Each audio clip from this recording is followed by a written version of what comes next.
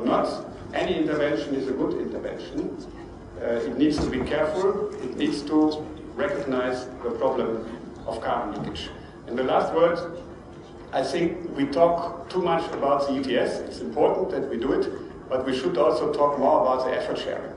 That is the part where not the industry is involved, but the member states, that is less ambitious and that also needs to be addressed, because otherwise we don't have the right balance between the different parts of the economy and the responsibility of industry, steel industry, chemical industry and others, but also other parts that need to do their bit.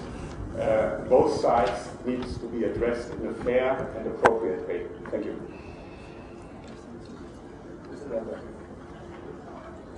Thank you very much. It's a real pleasure to be here, and I would like to make a few points on the EU ETS. And the first point is that, notwithstanding the fact that the prices are relatively low today, the ETS has been delivering the cap. I think we have to start saying that, because we observed that the ETS has been driving real emission reductions. For example, between 2005 and 2010, by the covered sectors, we have a reduction of 8%, and that 8% is staying there. Also, the long-term goal, because we have already in the ETS directive an agreed reduction factor of 1.74%. So if we continue to implement that 1.74%, in 2050 we will have the cap lowered by some 70%. I think that's very important. And also last year, despite the low prices, the international carbon market was almost 100 billion euros, which is, I think, also a record in history. So I think we recognize that a number of things may have to be addressed, but let's not lose sight of the essential, that is the cap is being delivered on. The second point I would like to make is that the ETS in phase 3, that is as of the 1st of January 2013, is going to look very different in terms of anything that preceded the phase 3. We will have auctioning. We are setting up now auctioning platforms in a number of member states and a common EU platform. And so we are preparing for large-scale phase 3 auctions, because auctioning is going to be the way of allocation for half of the allowances under phase 3. Free allocation is the other half, and under free allocation we have agreed on benchmarks, 52 benchmarks, so we are going to have an absolutely harmonized free allocation in phase 3. The registry, you know, we had some problems because we have today 27 registries. We will have, as of 2013, a system managed with one single registry, and as of today we already partially opened the registry for international aviation. So the registry business is going to be sorted out in a much more harmonized way compared to anything we saw before. And another element, the final element, is that market oversight is going to be taken care of. We have some problems that needed to be fixed. Today, as most of the trading is in futures, they already fall under the MAT and the MiFID directives, but also the spot market would be brought under the MAT and the MiFID directives.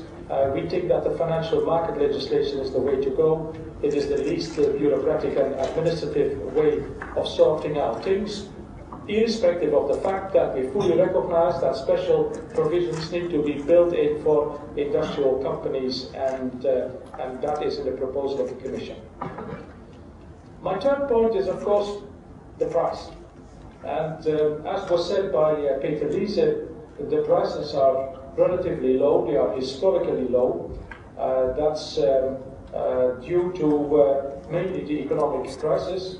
And we are making here a wake-up call, because if prices are going to remain low, we are going to see other attempts to substitute the EU ETS by other regulation at European level, but even more worrisome is that at the national level we see many different actions being undertaken. We see a floor price debate in the UK. We see a tax debate coming up in several member states. So I think we have to reflect very carefully together with industry to protect a harmonized and EU-wide solution. Now, if we would like to find a fix, there are only two ways to go there. One way is a direct intervention into the price. That's hotly debated those days in the UK. Let me be very clear, the Commission is not in favour of a direct intervention into the price. We did that on important policy areas in the EU, and this price management did not deliver many of the results that were hoped for. So there is only one fundamental way, and that is, this is a market, and a market is driven by supply and demand. So either we have to reduce supply, or we have to increase demand. So it's as basic as that. And so it is in that light that we are following very closely the debate currently taking place in the European Parliament and in the European Council, because in the context of the Energy Efficiency Directive, the Commission proposed a set-aside, that is that there would be a compensation taking place for energy efficiency improvements, and that debate is now taken wider, and that is why we are monitoring very closely this debate taking place in the European Parliament. But let me make one or two comments. One comment is that if a market price or a fix to the carbon market needed to be found, there can only be one exceptional and one-off solution. The Commission is not in for a managed market, and the Commission is not in for having a kind of authority inside or outside the Commission to regulate the market and to intervene on a regular basis. So if there would have to be an intervention, it would have to be a one-off intervention. The other element that that I want to make clear is that if there would be something like a set-aside of allowances, it would be a set-aside of auctions allowances. So the free allocation that is currently managed through the benchmarks is not going to be influenced through anything we are currently following into the debate, and if I understood it well, that was also the debate that is taking place here in the European Parliament. So on the set-aside, there is no Commission position except from the one that we see in the context of the Energy Efficiency Directive, but we are following closely the debate taking place in this House, and we are going to see and observe very carefully what is going to come out of the votes in the different committees. Final comment, the EU ETS is, as of the 1st of January 2012, also widened up to incorporate international aviation. And you may have seen in the press quite a number of comments that are being made by third parties. There are lots of discussions taking place.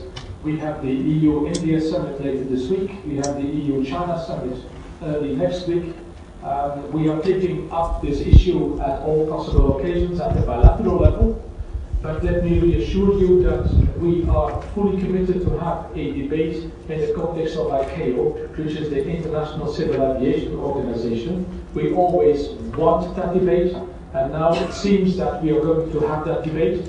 The Secretary General of ICAO and the President of ICAO made clear that they are making all possible steps to accelerate work delivered there. And also, since the last summit we had with the United States, we have a common cause now to stimulate the debate in the context of ICAO.